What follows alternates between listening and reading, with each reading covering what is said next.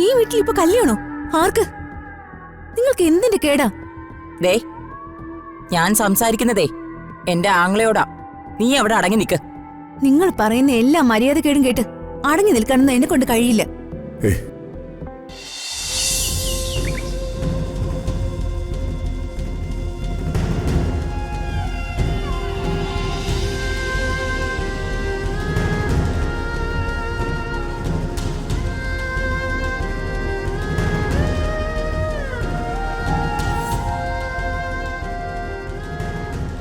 ഇവൻ എന്തൊക്കെയോ സ്വപ്നം കാണുകയാണെന്ന് തോന്നുന്നു. 50-56 വയസ്സ് ഇക്കാലത്ത് വലിയ കൂടുതലൊന്നുമല്ല. സ്വപ്നം കാണട്ടെ. നമ്പൂതിരി പെണ്ണ് സംയുക്തയെ തന്നെയാണോ ഇവൻ സ്വപ്നം കാണുന്നേ? വരട്ടെ, ശരിയാക്കി കൊടുക്കാം. ദൈവമേ, ഇവരുടെ മട്ടും ഭാവം കണ്ടിട്ട് പേടി തോന്നുന്നല്ലോ. എന്താവും? ഈ വീട്ടില് അടുത്ത കുഴപ്പമുണ്ടാക്കാനുള്ള ശ്രമമാണെന്ന് തോന്നുന്നു.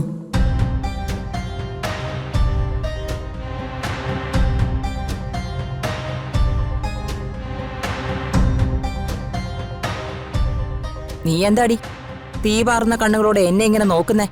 നിങ്ങളുടെ ഭാവം കണ്ട് നോക്കി നിന്നതാ ഞാൻ. ആഹാ, 64 ഭാവമുള്ള ഭദ്രകാളിയെ പോലെയാ ഞാൻ. ഇപ്പോ എനിക്ക് ശാന്തഭാവമാ. വേണമെങ്കിൽ ഞാൻ രൗദ്രാക്കാം. ഞാൻ പ്രതാപന്റെ അടുത്തേക്ക് പോകുന്ന കാണുമ്പോ നിനക്കൊരു സംശയം, എന്തോ കാര്യസാധ്യത്തിനാണെന്ന്.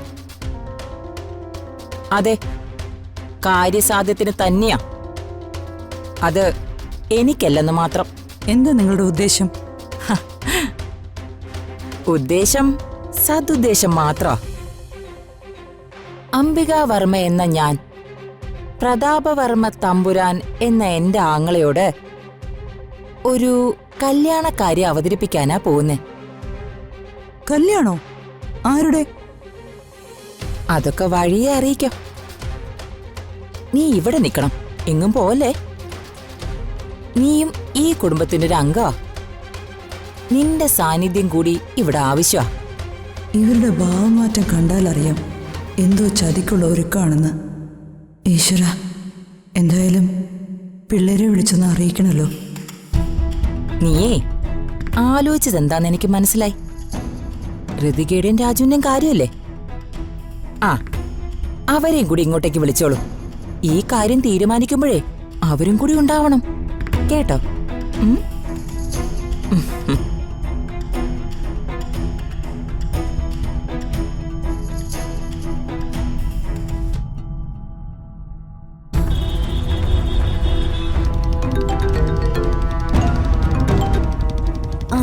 ചെറിയമ്മേ, മക്കളെ, നിങ്ങൾ എവിടെയാ? ഞങ്ങൾ അങ്ങോട്ട് വന്നോണ്ടിരിക്കുക.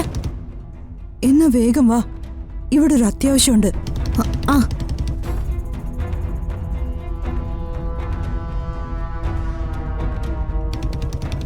എന്തായിരുന്നു?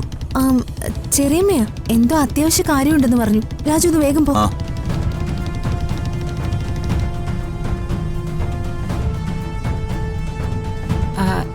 നീ ഇപ്പൊ ഫ്രീ ആണോ? എന്താ ചേച്ചി അങ്ങനെ ചോദിച്ചേ? അല്ല, നീ വല്ല എൻഗേജ്ഡ് ആണോന്ന് അറിയാൻ വേണ്ടിയാ. ഏയ് ഇല്ല ചേച്ചി. അത് വേറൊന്നുമല്ല, എനിക്ക് വളരെ ഗൗരവമുള്ളൊരു കാര്യം നിന്നോട് സംസാരിക്കണം. എന്ത് കാര്യോ ചേച്ചി പറയും?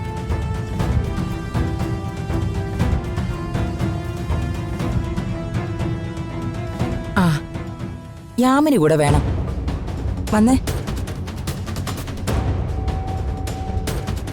പലപ്പോഴും പല കാരണങ്ങളാലും പലരുടെയും ദാമ്പത്യ ജീവിതം പാടെ തകർന്നു പോവാറുണ്ട്.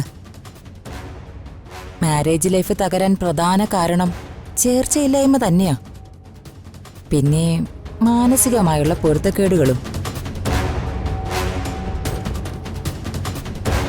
കുടുംബജീവിതം മുന്നോട്ട് കൊണ്ടുപോകാൻ വിട്ടുവീഴ്ച ചെയ്യാനും സഹിക്കാനും ഇന്നത്തെ കാലത്ത് ആരും തയ്യാറല്ല. ഒരു പ്രാവശ്യം ദാമ്പത്യ ജീവിതം തകർന്നു എന്ന് കരുതി പിന്നെയും അങ്ങനെ ആവണമെന്നില്ല. അടുത്തൊരു ശ്രമം കൂടി നടത്തിയാൽ ആ ഫാമിലി ലൈഫ് വിജയിച്ചാലോ? ചേച്ചി എന്തൊക്കെയോ മനസ്സിൽ വെച്ച് പറയുന്നുണ്ട്. സത്യം പറഞ്ഞാ എനിക്ക് ഒന്നും മനസ്സിലായില്ല. എന്താണെന്ന് വെച്ചാ അത് വ്യക്തമായിട്ട് പറയൂ. മോനെ, ഞാൻ ഉദ്ദേശിച്ചതേ, ചേച്ചി ഉദ്ദേശിക്കുന്നത് എന്താണെന്ന് എനിക്ക് മനസ്സിലാവുന്ന ഭാഷയെ പറയാനാണ് ഞാൻ പറഞ്ഞത്. ഈ വീട്ടിലുടനെ ഒരു വിവാഹം നടക്കണം.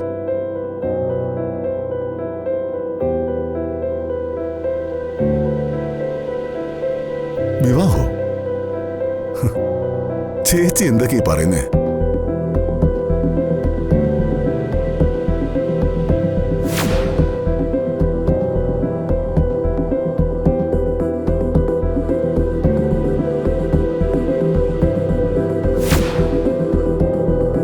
അതെ,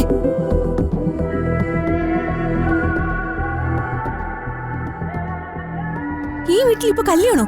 ആർക്ക്? നിങ്ങൾക്ക് എന്തിന്റെ കേടാ?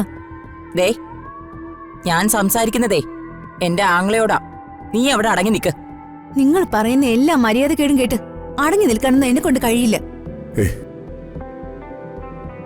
ഈ വീട്ടിൽ തുടരെ തുടരെ പ്രശ്നങ്ങൾ ഉണ്ടാക്കാനാ ഇവരുടെ ശ്രമം. അതച്ഛൻ തിരിച്ചറിയണം. ഋതിക, നീ ആദ്യം ഒന്ന് ദേഷ്യപ്പെടാതെ നിൽക്ക്. ചേച്ചി പറഞ്ഞ ആദ്യം എന്താണെന്നൊന്ന് വ്യക്തമായിക്കോട്ടെ. ചേച്ചി പറയും, ആരുടെ കല്യാണോ? പ്രതാപ, നീ ഒന്ന് വെയിറ്റ് ചെയ്. എല്ലാം ഒന്ന് വ്യക്തമാക്കാൻ വേണ്ടി ഞാനൊരാളെ ഇങ്ങോട്ട് വിളിക്കാം. ജോത്സ്യരേ, ഇങ്ങോട്ട് കയറി വന്നോളൂ.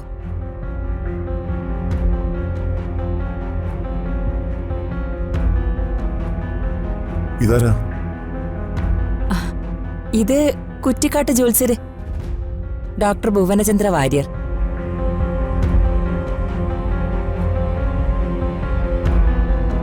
സാർ നമസ്കാരം. നമസ്കാരം. വർമ്മ സാറിന്റെ ഈ കുടുംബത്തിലെ പ്രശ്നങ്ങളൊക്കെ നോക്കാൻ വേണ്ടി കഴിഞ്ഞ ദിവസം മാഡം ജ്യോതിശാലയത്തിൽ വന്നിട്ടുണ്ടായിരുന്നു. ഇതിവരുടെ പുതിയ ഉടായിപ്പ. പ്രശ്നത്തിൽ നിരവധി കുഴപ്പങ്ങളുണ്ട്. അത് ഞാൻ പിറകെ പറയാം. ഈ കുടുംബത്തിലെ പ്രശ്നങ്ങൾക്ക് ശാശ്വതമായ ഒരു പരിഹാരം ഉണ്ടാവണമെങ്കിൽ ഐശ്വര്യവതിയായ ഒരു പുതിയ പെൺകുട്ടി ഇവിടേക്ക് വലതുകാല് വെച്ച് കയറി വരണം. രാജു, എന്തൊക്കെയാ ഇതേ പറയുന്ന? ഋതുന്ന് വെയിറ്റ് ചെയ്യേ. അയാൾ പറയുന്നത് കേക്ക്, എന്നിട്ട് റിയാക്ട് ചെയ്യാം. ശാലിനിയും മഹാലക്ഷ്മിയുമായ ഒരു കുടുംബിനി ഈ വീട്ടിലേക്ക് ഇതുവരെ വരാതിരുന്നത് മറ്റൊരു സ്ത്രീ കാരണമാണ്.